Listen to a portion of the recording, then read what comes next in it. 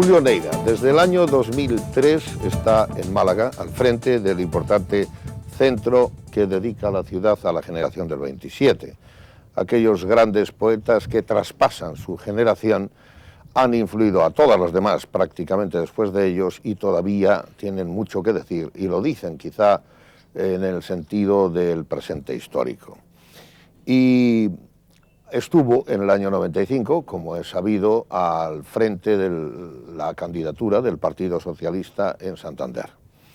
Tenemos una excelente ocasión con motivo del verano, viene a ver a su familia y no se puede olvidar, como es natural, de Santander, en donde no solamente estuvo al frente de esta actividad, de la reforma del Estatuto de Cantabria, de tantas cosas que le hicieron un líder meteórico y que le apartaron un poco, no mucho, de la universidad, de la UNED, en donde sigue impartiendo doctorados, porque la exigencia de su tiempo concentra mucha actividad en el propio lugar, en Málaga, del centro de la generación del 27.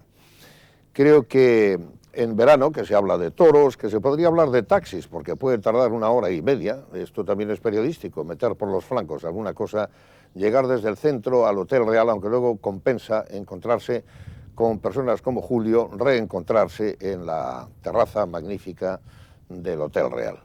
Julio, bienvenido, muchas gracias, para que hablemos, no tengo nada contra los toros, todo lo contrario, por otra parte un motivo muy bueno del 27, sí, claro. Sobre todo Gerardo, ¿no? Alberti también, y quizá todos ellos, no sé si Damaso, porque Damaso, si dice los puñeteros insectos, no creo que dijera los puñeteros toros, pero habría que... No lo sé, la verdad es que Damaso no lo he estudiado, pero es una parece taurino.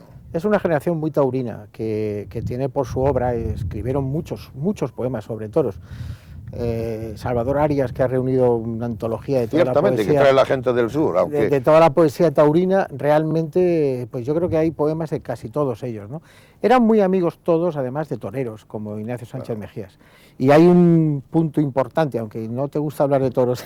No tengo nada en contra. Hay un punto importante relacionado con Cantabria, que es la figura de José María de Cosío. Claro. Que de alguna manera les anima a todos, les coordina, inculca la afición a los toros. Sí. Pero claro, hay libros extraordinarios, poéticamente extraordinarios, dedicados a los toros o a toreros, como El llanto por Ignacio Sánchez Mejía, de Lorca, sí. Verte y no verte, o en el caso de Gerardo, La suerte y la muerte. Claro. Y el caso de Alberti, eso también es antológico. Sí. Bueno, yo quisiera decirte algo y que luego tú te expliques sobre distintos contrastes de eso que he dicho, que traspasan su generación. Ahora creo que viene el 80 aniversario de la celebración del 27. En primer lugar, ¿qué les congrega? Cernuda, a quien también has estudiado, sobre el cual tienes un libro, no recuerdo la editorial. Está editado por la Universidad de Toulouse, en Francia. Creo que él reivindicó por un tiempo la expresión de generación del 25. Y lo de generaciones desde Ortega, los 15 años esos que se señala, pues hombre, ha quedado como algo canónico, pero también es discutible. No quiero hacer una conversación que tenga un debate o una opinión sobre este asunto, pero ¿qué es lo que les congrega aparte nacer y publicar aproximadamente por los mismos años? Pues verás, les congrega primero una voluntad común de renovar la poesía española de su tiempo, ¿no? Cuando ellos llegan a la poesía transita rutas muy epigonales del modernismo rubendariano y entonces pasan el momento ese de fulgurante de las vanguardias, el ultraísmo, el creacionismo, donde Gerardo fue un importante puntal, pero enseguida se remansan y llegan en la mitad de la década de los 20 a un momento en el que sienten la necesidad de renovar la poesía española, de decantarla, es decir, de quitarle todo ese oropel modernista, de decantarla, de hacerle una poesía más pura, más esencial, y que la poesía sea fundamentalmente poética, es decir, que no atienda a otras cosas más que a sí misma, más que a la pura poesía. Y se fijan en una figura de un poeta muy olvidado, muy atacado, sobre quien Menéndez Pelayo había echado todos los anatemas, que es Góngora. ¿Y qué les congrega? Pues en buena medida les congrega Gerardo Diego, que organiza un centenario, la celebración de un centenario, yo creo que el primer gran centenario del siglo XX, el de Góngora, a través de tertulias, reuniones, proyectos en común, un proyecto editorial. Y es quien da el nombre, ¿no?, a la generación. Bueno, claro, no, el nombre se lo dan, claro, no, el nombre se lo dan luego los críticos, ¿no? Que empiezan a ver qué es lo que les ha unido, qué es lo que les ha congregado, qué les define, el mínimo común denominador. Bueno, pues entonces hallan que el mínimo común denominador es esa celebración de Góngora en el año 27. Sí. Y la denominación Generación del 27 se impone, entre otras cosas, mediáticamente, y aunque no sea la más exacta, filológicamente hablando, quizá, bueno, pero tú sabes que los medios tienen una potencia tremenda y que ir contra una denominación que se ha asentado ya en los libros de texto, en los medios de comunicación, etcétera, es un poco absurdo, ¿no? Entonces, bueno, o sea, queda como Generación del 27 y en ese sentido este año cumplimos el 80 aniversario de la Generación del 27. Una gran aportación tuya en los estudios fue la de Hinojosa, perdón. José María Hinojosa con La flor de la California. Yo me ocupaba de eso cuando todavía no te conocía, no habías venido a Santander de estudiante. Supongo que al ser malagueño y llegar tú a Málaga desde el año 2003 al frente de este centro, pues habrás entronizado esta figura un poco como los demás. Bueno, hombre, claro, eso uno siempre tira para sus aficiones personales y para sus cosas. Lo que pasa es que además yo llegué al centro en el año 2003 y en el 2004 se celebraba el centenario de José María Hinojosa. Y sí, le dedicamos una exposición importante y celebramos un congreso sobre su figura, organizado por nosotros en colaboración con el Ministerio de Cultura y con la Universidad de Oxford, donde los estudiosos ingleses se fijan en la figura de Hinojosa mucho más que los españoles, ¿no? Entonces, bueno, sí ha supuesto una cierta revitalización de su figura, que es un personaje, como tú sabes bien, muy interesante porque en lo personal, como símbolo de una época, ¿no? Porque él después de escribir los libros más atrevidos, más iconoclastas, más subversivos, literariamente hablando, de su tiempo, fue el que introdujo el surrealismo en España, luego abandona la literatura y durante la República se dedica a la actividad política en el bando más extremado de la derecha republicana, ¿no?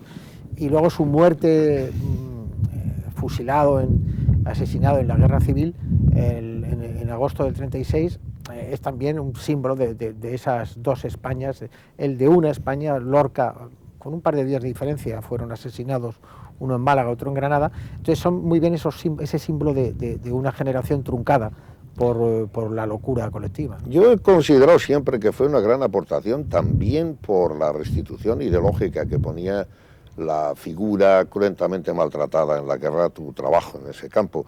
¿Sabías entonces, Julio, que ibas a acabar siendo líder del PSOE o todavía no estaba pergeñada tu vocación política? No, estaba perfectamente pergeñada en lo personal. Yo no tenía actividad política. Cuando empecé a hacer mi tesis doctoral sobre esta figura... Eso no te impidió la adhesión a la figura, no a la ideología. No, porque yo no me he adherido a la ideología política de este escritor. Lo que pasa es que me parece una personalidad tan atrayente en lo que simboliza colectivamente de recorrido de una generación que se dedica primero a la literatura con una pasión extraordinaria y luego durante la República a la política también con una pasión extraordinaria. Este hombre organizó mítines de los más destacados políticos tradicionalistas del carlismo de la época, etcétera. Bueno, yo ya era un hombre de izquierda, yo he sido de izquierda desde mi juventud, desde que era estudiante en la universidad. Sin embargo, a mí esta figura me pareció muy interesante, al margen de que él hubiera sido muy de derechas, por lo que simbolizaba de la sociedad española de su tiempo, y literariamente es un personaje extraordinariamente interesante. Por eso me dediqué a él. Hubo gente que me decía, pero ¿cómo vas a estudiar a ese facha, ¿no? Pues bueno, también cuando los fachas... tienen una aportación estética. Tienen una aportación literaria importante e histórica, pues hay que estudiarlos. Y además facha y rojo está un poco ya...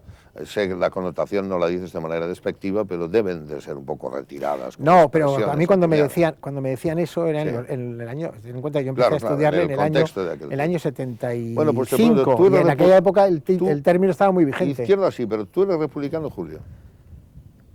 Bueno, yo creo que intelectualmente hay que ser republicano. Es decir, intelectualmente, hay que bueno, saber... Numa Pompilio, Tulo Stilio, Servio Tulio, había romanos que eran de la monarquía. Y bueno, también... pero no vamos a llegar tan lejos, ¿no? Digo para arrancar con precedentes monárquicos, que también los hay. Además la niña es muy guapa, ¿no? Yo tengo que decir que ideológicamente soy republicano porque creo que la figura del jefe del Estado tiene que ser elegida por todos los ciudadanos. Sí. Eso como principio ideológico, intelectual.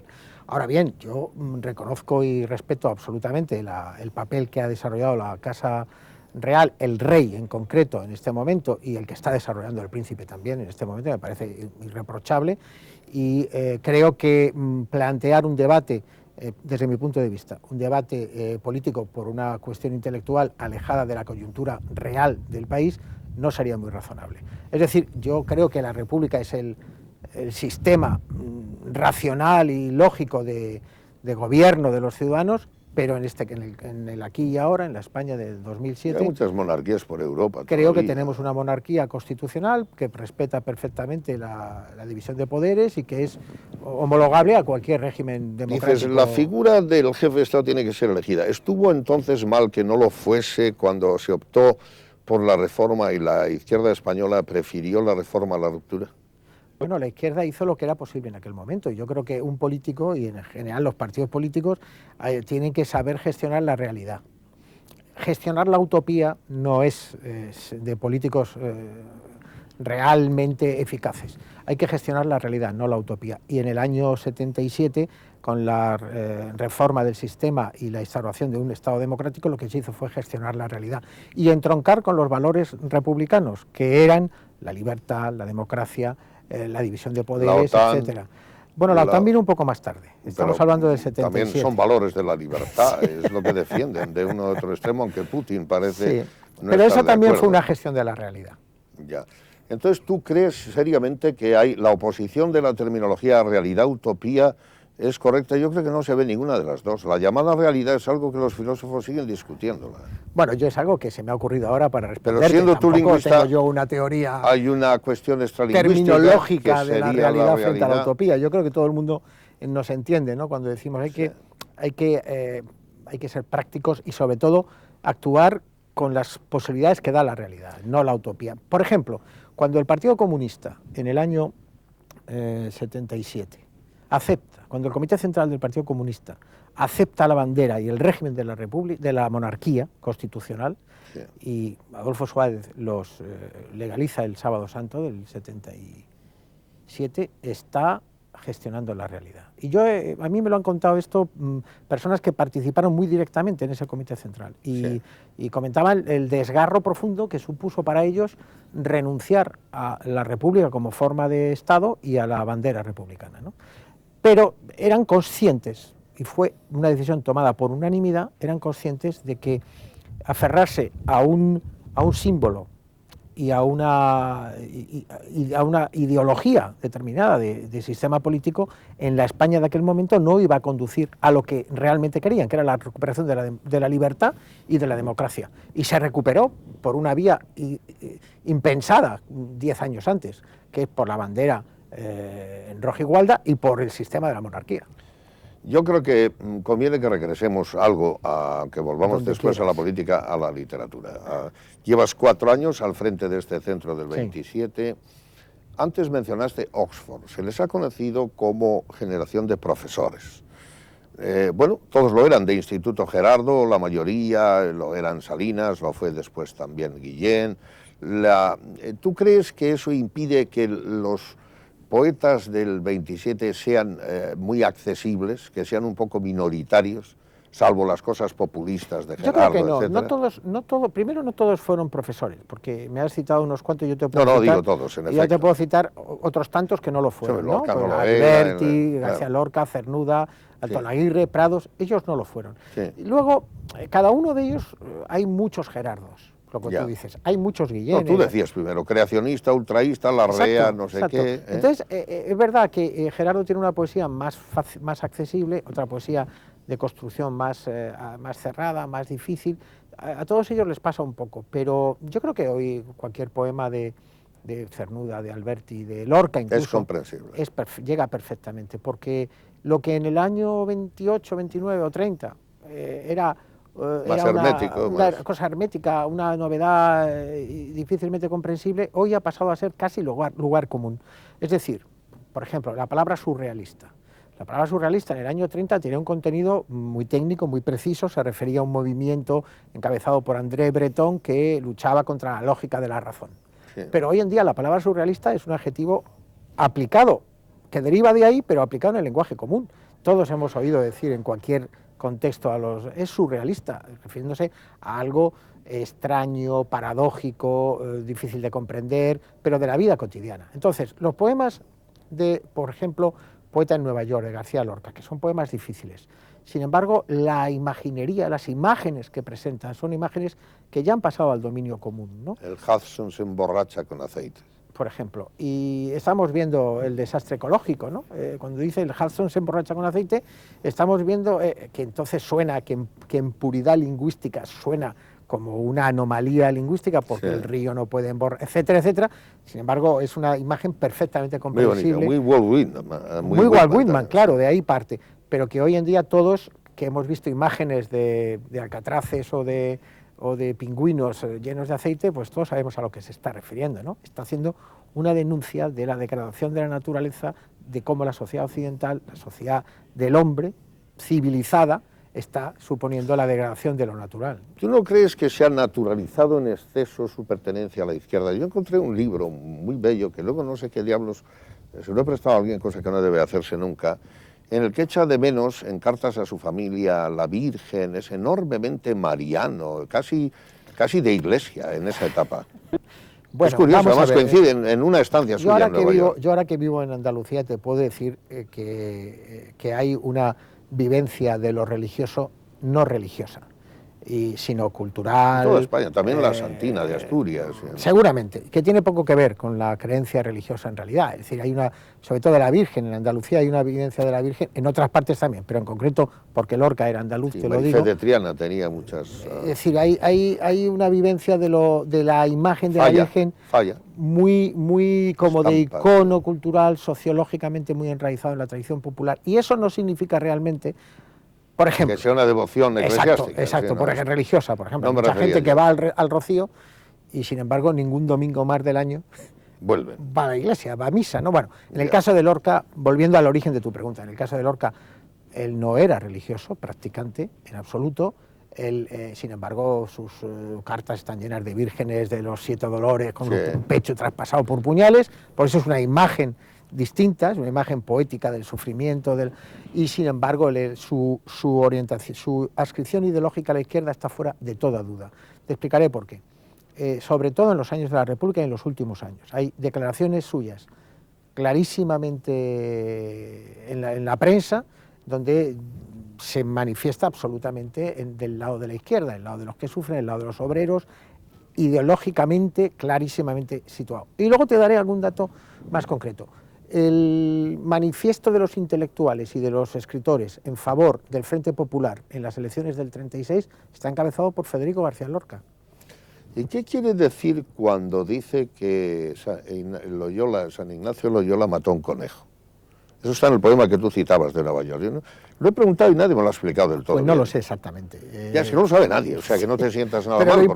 Lo importante no es saber exactamente qué significa, sino sentir la belleza imagen, que tiene en el contexto. La imagen de la oposición entre lo santo y lo natural con el verbo matar. Es decir, ahí se pueden hacer muchas interpretaciones. Uno no sabe qué significa exactamente, pero la emoción que produce o la sensación que produce... que era una búsqueda, además, emocionalista. Claro, también, esa frase... pues es una impresión bastante impactante, ¿no? Y lo que busca ese libro es precisamente impactar. Julio, y Alto Laguirre, creo que estás haciendo un libro sobre Alto Laguirre, que vas a ir a Argentina a hablar de él. No, bueno, sí. A Córdoba primero, ¿no? A Córdoba primero, sí. Córdoba, España. Sí, Córdoba, la Córdoba. Claro, si digo Argentina y digo Córdoba, tengo que aclarar. Lejana y sola. No, voy a la Córdoba lejana y sola. Sí. No, Alto Laguirre es una figura interesantísima de la época. Es un poeta estupendo, sí, pero que, sin embargo, su poesía ha quedado muy detrás del propio personaje, porque tenía una personalidad tan arrolladora, tan atractiva como personalidad, que cautivaba a la gente. Hay testimonios sobre él de todos, prácticamente, y todos le recuerdan emocionadamente por la maravillosa persona que era, por lo simpático, por lo generoso, por lo altruista. Sin duda. Y luego fue durante muchos años un gran editor e impresor, él mismo en su máquina portátil. Que es la faceta que a ti te suele interesar y que es lo que yo he trabajado más y que acabo de terminar un libro sobre el Alto Laguirre, impresor y editor. Hiciste otro al respecto, pero antes quiero preguntarte algo. Es verdad que Neruda, que era valiente en la poesía civil y como persona, fue muy cobarde con su hija y con su mujer, y que fue Alto Laguirre cuando bombardean Madrid quien las acompaña y nunca más pregunta por ellas? Bueno, yo comprendo que esto como hombre de izquierda es una pregunta no, dura, no, pero no, estoy no, salvando en al poeta, absoluto, estoy diciendo valiente, No, pero es que bello, además hay fuerte, hay pero hombres de izquierda que se comportan muy mal. Picasso y él, por ejemplo, con las mujeres, quiero decir, eran lo que ahora se llama machista. Seguramente era cosa que prueban mis cámaras. Seguramente totalmente. era un personaje bastante reprobable en su actitud hacia las mujeres, Picasso. Pero bueno, el caso de Neruda, es verdad, el comportamiento de Neruda con su mujer, fue no malo, Margarita Genar, y con su hija, fue tremendo, porque tuvieron una hija en Madrid, tuvieron una hija con una deficiencia Me física gusta cuando y psíquica. pones la verdad sobre la mesa, Julio. ¿Qué ibas a decir? Me gusta cuando calla, porque estás como no, ausente. No, al contrario, aunque sea doloroso en un momento dado ideológicamente. Pero es que la verdad es la verdad. La verdad es la verdad. Se portó muy mal porque tuvieron una hija con una grave deficiencia física y psíquica, sí. Lo cual impactó además mucho a todos. Casi todos hablan de ello. Alexandre lo recuerda en sus escritos y Alto Laguirre también lo recuerda. Entonces, ¿cómo no? Era el que salía cuando había los bombazos con ella, al parecer. Sí, bueno, entonces, por eso lo he sacado. Pero yo no te estaba esperando, palabra. Salieron de Madrid, salieron la mujer de Alto Laguirre, Concha Méndez, también sí. poeta muy interesante y deportista, sí. y su hija, Paloma, sí. Que vive y que recuerda muy bien su infancia, y salieron con la hija y la mujer de Pablo Neruda. Es verdad, los llevaron a Barcelona y de ahí la mujer y la hija de Alto Laguirre fueron a París y las de Neruda fueron a Holanda, de donde era ella la mujer sí. procedente. Una de las múltiples se habían conocido en Indonesia, cuando era colonia primera holandesa. mujer, allí anduvo con una birmana que se llamaba Josie. Te lo sabes muy bien, ¿eh? Lo de Neruda me lo sé muy bien, pero no en contra. Yo soy un nerudiano. Pero ya en esa época, ya cuando sale la mujer de Madrid, porque era una situación insostenible, Madrid estaba siendo muy duramente bombardeada, sí. La casa de Neruda fue destruida por las bombas. La Casa de las Flores. La Casa de las Flores. Bueno, pues cuando sale ya estaba Neruda en relación con Delia del Carril, la argentina. Eso es, el bellezón argentino, con la que no se portó bien tampoco. Ya eso no lo sé yo, porque yo la parte de Neruda que mejor me sé es la parte que se relaciona que es la más cruenta, la más cercana. Con Residencia en la Tierra, con el libro posterior sí. de España en el corazón, etcétera. Pero es verdad que no se portó bien con ella y con su hija. Yo tengo entendido que no volvió a preguntar, lo cual es increíble. Sí. En un hombre tan valiente de la poesía civil. Pero fíjate, yo más que chismorrería por histórica y poco anecdótica que sea, quería volver al esquema básico, porque habrá alguien que nos escucha que tiene interés, sin duda alguna, en estas cosas. La televisión, contra lo que piensan algunos, no es un ejercicio permanente de frivolidad en absoluto. Tiene una parte de entretener, tiene el delectare, tiene otra parte de informar que es decisiva, que por cierto en nuestra casa lo maneja de maravilla Marcos, y tiene desde luego una que es también semi-formativa, cuando menos, por lo menos divulgativa, en la que estamos. Ahí la pregunta es, no sé si has sido un poco injusto al empezar cuando has dicho quitar el mundo de Oropel, creo que fue tu palabra, de Rubén. Rubén le devuelve a España la animosidad necesaria, no agresiva, el ánimo más bien, la alegría, la música, el sonido, algo que fue muy importante, no era solo Oropel. En cosas que pueden parecer anecdóticas, como el Lobo de Gubia, hay una tensión dramática terrible cuando le dice, hermano Francisco, no te acerques mucho. Porque tiene una ideología, le dice que estaba tranquilo en el convento con sagradas leyes, que todos eran sus hermanos, lo cual es muy franciscano, hormigas, bueyes, gusanos, los hombres, pero que ardían en sus ojos brasas de odio, infamia, lujuria y mentira. Eso suena, pero no es Oropel. No, verás, es que tienes razón, la televisión es un instrumento extraordinario para todo y es indispensable en nuestra vida. Y además yo estoy de acuerdo contigo en el rechazo de la vulgaridad y de lo que es de entretenimiento sin más, ¿no?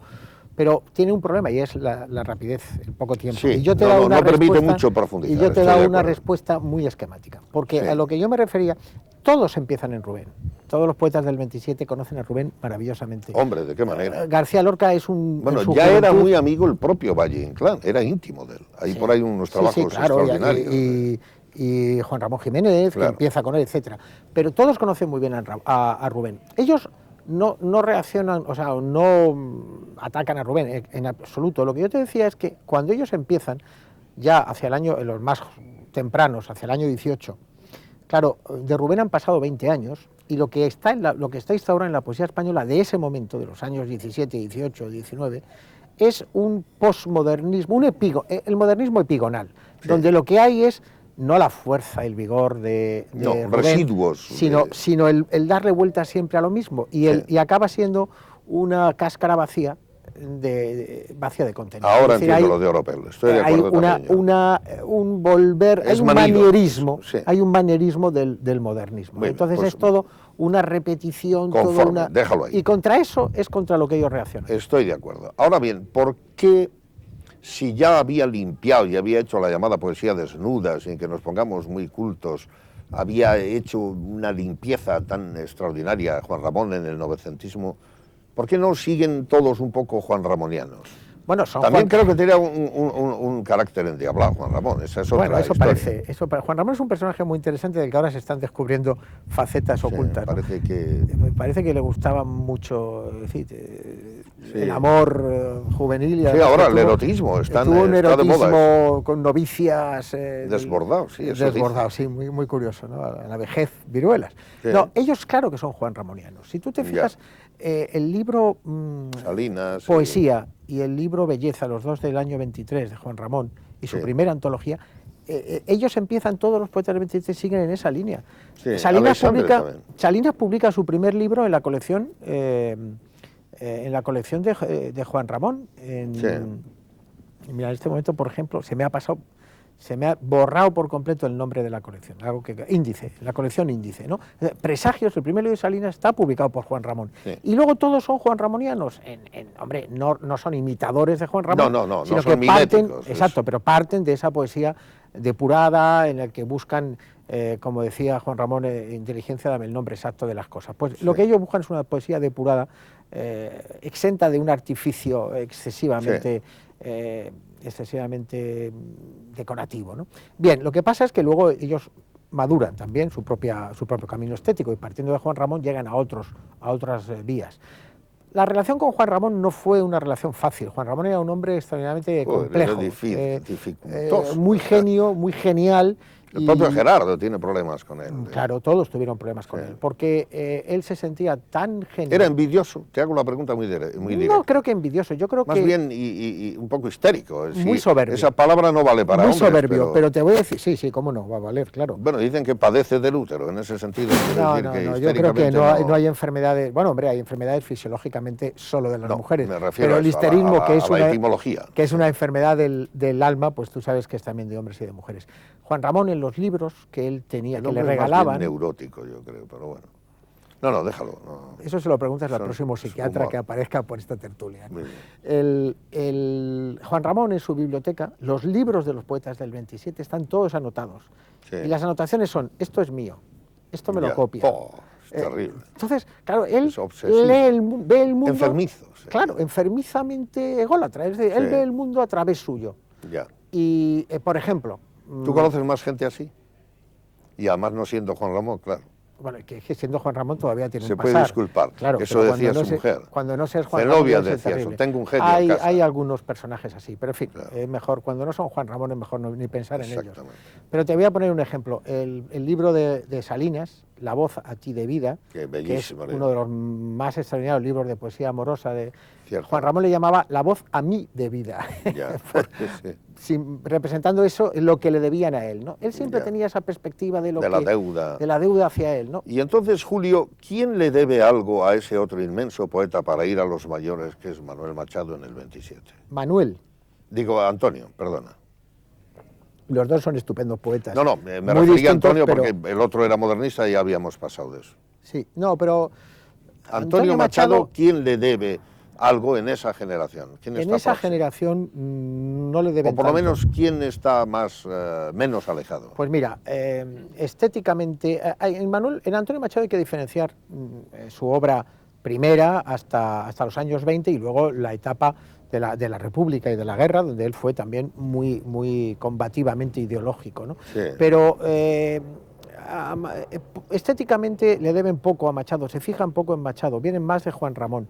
Y sin embargo, ideológicamente, y en lo que tiene de poeta civil Machado, de poeta ético. Don Damaso yo creo que tiene. Cernuda tiene unos poemas Cernuda, en el exilio en donde la figura de Machado le cita sí, además a Machado, en donde la figura de Machado como símbolo de esa España derrotada, pero que es la mejor España de la tradición liberal, de la tradición del pensamiento, de la filosofía, etcétera, de la institución libre de enseñanza, pues ese símbolo ellos lo respetarán siempre. Pero en lo poético, en su poesía, no siguen mucho a Machado.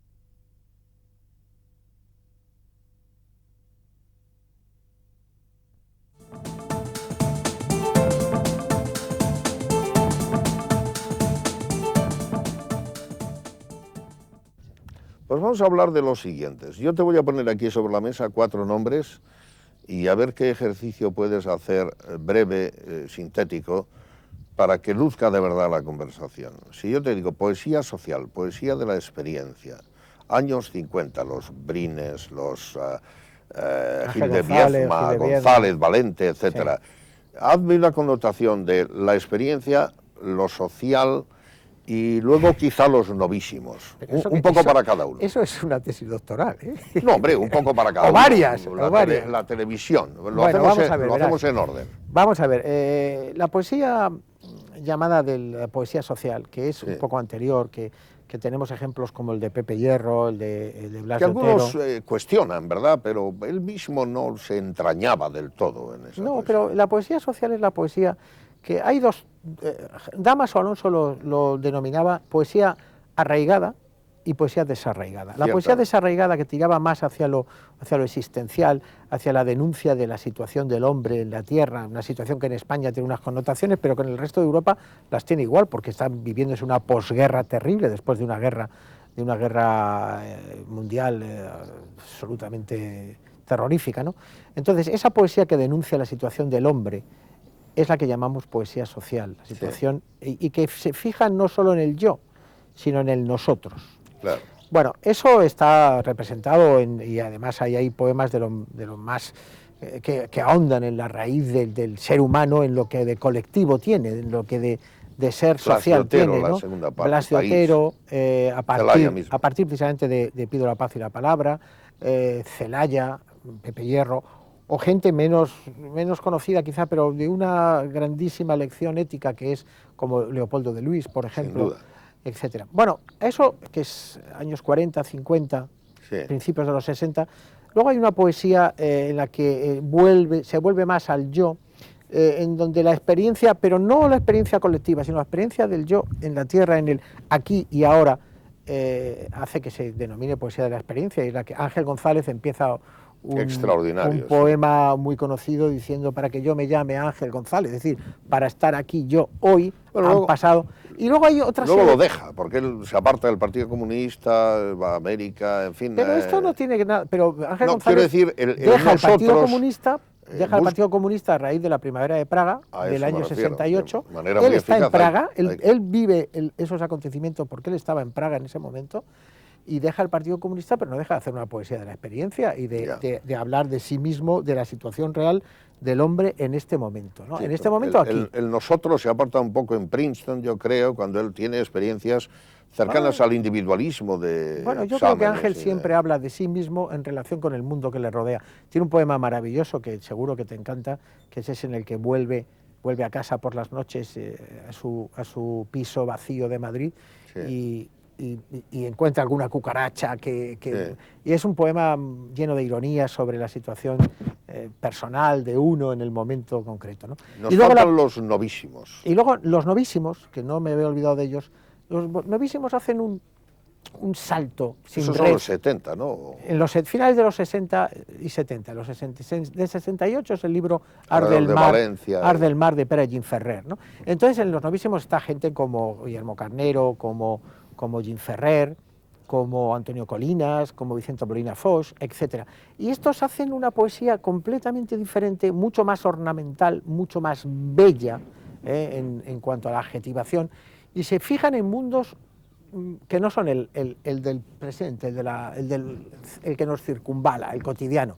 Entonces hablan de Venecia, de personajes de la historia o del cine, de personajes como Marilyn Monroe, sí, etcétera, ¿no? Entonces es una poesía completamente estetizante, distinta, muy esteticista, que busca mucho el efecto estético, ¿no? Propia de la década también, ya sí, las cosas de la guerra quedan un poco... Sí, claro, evidentemente. Además es un poco una reacción clara contra, muy revoltosa en aquel momento, contra tantas toneladas de realidad como había habido en la poesía española, ¿no? Entonces ellos buscan otras realidades. Antes de acabar hablando de Santander, que es algo importante, de Cantabria, yo quería que hagas una reflexión sobre...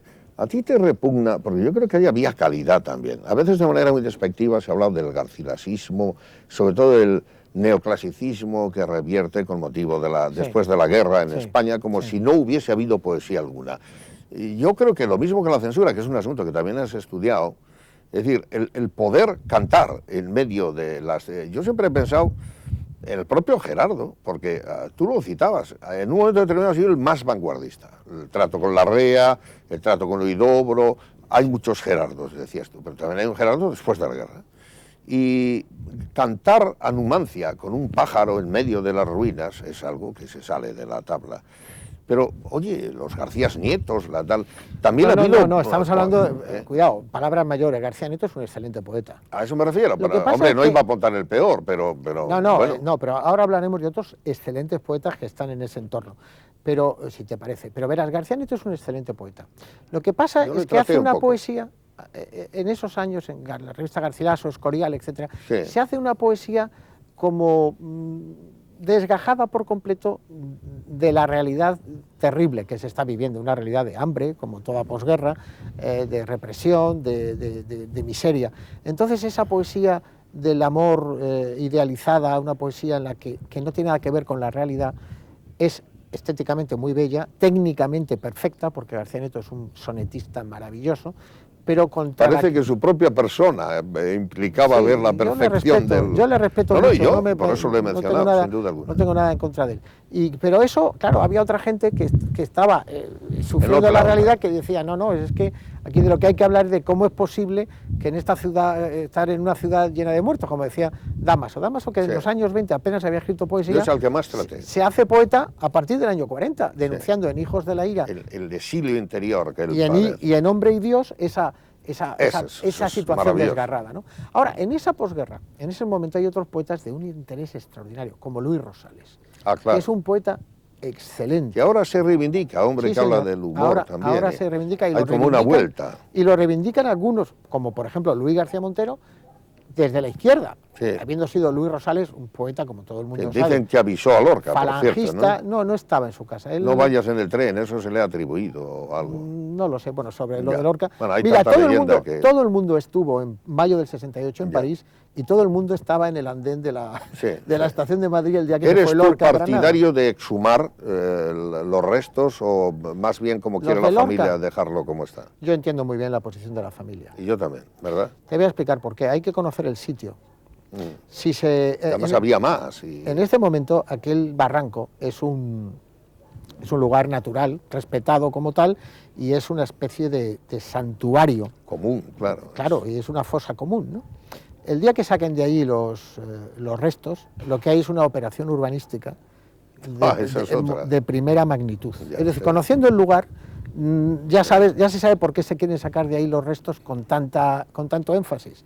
Otra cosa es, que a mí me parece muy respetable, la gente que no sabe dónde está Sí. sus deudos, sus abuelos, sus padres, etcétera, y que quieran recuperar los cuerpos y que quieran darles una sepultura digna, o por lo menos saber dónde están. Pero en el caso de la familia Lorca, que saben dónde están, no necesitan no necesitan el dolor ya está asumido, o nunca asumido. Blas de Otero, trabajaste sobre un epistolario en la relación con dos ilustres santanderinos, nuestro amigo Pablo Beltrán de Heredia y Aurelio García Cantalapiedra de Torrelavega. Trabajaste, por cierto, muy bien, ese es un libro que a mí me gusta mucho, muy completo, muy bien distribuido. Creo que lo difundía el ayuntamiento en el epistolario de Gerardo con Santander, donde queda muy poco fuera y porque no te lo dieron, muy poco, si es que queda algo. Creo que queda algo. Queda algo porque no me lo dieron, ¿es verdad? Muy poco. Tú lo sabes bien. Bueno, Santander para ti es muchas cosas, es tu mujer, es la connotación de Manolo Arce, tu suegro, buen amigo mío, desde hace muchos años, es, no sé si el éxito relativo o el fracaso de tu candidatura del PSOE, depende de cómo lo hayas asumido. Mira, verás, cuando uno se presenta a las elecciones y no gana y no gobierna, se llama fracaso. Ha perdido. Pues ahí está, me parece muy bien el lenguaje de... Pero eso te devolvió a la literatura y al 27, donde sin duda estás haciendo contribuciones. Me enseñó mucho, además, y a la universidad. Sobre la realidad. ¿Cuál fue la lección? Bueno, la elección de aquellas elecciones fue muy amplia, muy grandemente... Ahí te quiero ver un poco valiente. Allí te llegó a manipular, no era un mal momento para que hubiera ningún líder y dijeron que se estrelle este. No, pero yo era plenamente consciente de las dificultades del momento. A mí no me engañó nadie, hombre. Claro. No, pregunto. En el año 95... Yo no estaba aquí, además. Pues verás, Jesús, en el año 95, con un gobierno de Felipe González muy acosado y con una campaña mediática terrible contra los socialistas, yo era perfectamente consciente de las dificultades y sin embargo, si a mí mi partido me pide, como me pidió, que echara una mano y que diera la cara y que me presentara, yo me presenté con plena conciencia de las dificultades. En ese sentido nadie me manipuló. Hombre, es verdad que fue una legislatura apasionante, hicimos la reforma del Estatuto de Autonomía, yo aprendí mucho de las cosas, de mí mismo y de la realidad de la naturaleza humana, cosas buenas y cosas malas, guardo muy buenas relaciones de entonces, y de entonces aprendí que no necesariamente los contrincantes políticos son los peores enemigos, es decir, yo tengo muy buenas relaciones con gente que en aquel momento no estaba en mi grupo. Eran adversarios. Eran adversarios y sin embargo guardo una relación muy buena y un recuerdo estupendo de aquella época, ¿no? Trabajamos mucho, yo recuerdo todo mi grupo trabajó mucho, hicimos lo que pudimos, pero también te digo una cosa, eran tiempos distintos. En aquel momento no se pudo hacer una alianza del PRC con el PSOE. IDECAN, que entonces era Izquierda Democrática de Cantabria, y el PSOE, que daban, es decir, los diputados del PSOE, del PRC y de IDECAN daban para estar unidos. Entonces, los que hoy son... en IDECAN entonces estaba gente que hoy está en el PSOE. Es decir, por ejemplo, Ángel Agudo. Ángel Agudo y Martín Berre López. Y algunos otros. Entonces, es curioso, pero entonces, matemáticamente, se hubiera podido formar un gobierno de izquierdas que entonces... ¿Y lamentas que no se hiciera o te pareció más digno aquello? No, bueno, yo creo que... Digno es todo. Pero... Yo creo que digno numéricamente en democracia es todo. Es todo mientras no sea aberrante. Es decir, no me hubiera parecido razonable pactar que una fuerza pacte con la extrema. Es decir, un pacto, hay algún sitio donde se ha hecho. Hombre, y en casos de crisis, ¿por qué no? Pero de crisis profunda. Pero no había en aquel momento esa crisis, ¿no? Pero, hombre, el PRC, el PSOE y IDECAN, en aquel momento hubiéramos podido formar un gobierno de centro-izquierda que ahora realmente es el que está gobernando, ¿no? Bueno, en lo personal le hubiera cambiado mucho mi vida, hubiera sido quizá mucho más complicado. La vida de un presidente de comunidad es una vida mucho más complicada que la de un parlamentario y que la de un profesor de universidad. Entonces, en lo individual casi yo he vivido más tranquilo, pero el reto no hubiera dejado de ser muy interesante, ¿eh? Con Teresa viviendo bien en Málaga y con Selma, tu hija, estudiando en Madrid, dirigir el centro del 27 del que se celebra este 80 aniversario te tiene que tener muy feliz y además creo que lo reflejas. De todas maneras, yo tengo un poco de insatisfacción en la pregunta final. Sí me gustaría una razonable crítica en medio de la insuficiente pero buena información que siempre tengas de Cantabria. Es decir, ¿qué te puede tener un poco decepcionado políticamente hablando, ajeno a ti, ya al ver el panorama que hay aquí, que es un poco más de lo mismo. Es decir, no parece que se haya remontado ninguna expectativa importante por el lado de tu partido y todo sigue igual. Bueno, verás, a mí me parece una pregunta interesante y yo te voy a responder. No, la formulo con honradez. Y yo te voy a contestar con la mayor honradez. Pues tú no posible. Estás aquí, entonces eres Pero un hombre déjame que puede... que conteste con un cierto, Sí. cierto detalle, ¿no? Primero, no me parece razonable que yo haga una crítica concreta, política, fundada, cuando no vivo aquí. No conozco los datos de la realidad. Eso te permite hacerla mejor, pero... Bueno, pero te voy a hacer una crítica general vista desde fuera. Yo creo que el problema que tenemos, pues yo me siento implicado, en Cantabria, aunque no viva aquí, en Cantabria, es el del conformismo. Y no me estoy refiriendo a este grupo, al gobierno, a la oposición, no, me estoy refiriendo al conjunto de la sociedad de Cantabria. Sí. Visto desde fuera, conociendo otras sociedades, viviendo en una ciudad distinta, muy parecida a esta en muchas cosas, pero muy diferente en otras, yo creo que el problema que tenemos en Cantabria es un problema de ser demasiado conformistas. Tú dices que no ha cambiado nada. Bueno, yo supongo que habrán cambiado muchas cosas concretas, de detalle, pero no las conozco al detalle como Lola para... es vicepresidenta, Revilla es presidente, quiere decir que la estructura... No, pero más allá de eso, el problema como sociedad que tenemos es un problema de conformismo. Yo creo que aquí existe demasiada autocomplacencia. La gente se siente muy a gusto de ser de Cantabria y nos gusta mucho cómo es Cantabria y es muy bonita la bahía y con eso nos conformamos. Y yo creo que mientras tanto hay muchas generaciones de jóvenes de Cantabria que desde hace muchos años están teniendo que salir a trabajar fuera. ¿Por qué?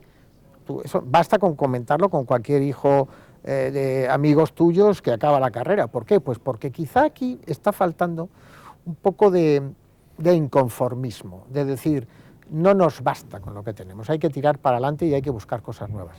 Y no me estoy refiriendo a un partido, a un gobierno o a... No, a la mentalidad general. A la mentalidad general. Sí. Con una mentalidad general menos conformista, menos autocomplaciente, yo creo que nos sería mejor a todos. Y estoy hablando de la clase empresarial, de los sindicatos, de los políticos, de los profesores de universidad y de los presentadores de televisión. Es decir, que estoy refiriéndome un poco al conjunto de la sociedad de Cantabria. Eso visto desde una ciudad antípoda en la geografía nacional, ¿no? En peninsular, como es Málaga, que es muchísimo más atrevida, muchísimo más rompedora con lo propio, menos autocomplaciente, más crítica consigo misma y con más iniciativa, visto desde ahí es todavía más evidente. Creo honradamente que la última respuesta, el exceso de complacencia, la autocomplacencia, redondeó muy bien esta exploración, por una parte literaria, por otra política, la conversación agradable que hemos tenido en la terraza del Hotel Real con Julio Neira. Julio Neira, el año 95, líder del PSOE, el año en que vivimos al frente del Centro con Éxito de la Generación del 27, restituido a sus funciones de profesor, a su indiscutible trabajo con contribuciones bibliográficas propias en torno a Cernuda, Alto Laguirre y otros. Julio, muchas gracias. Muchas gracias a vosotros.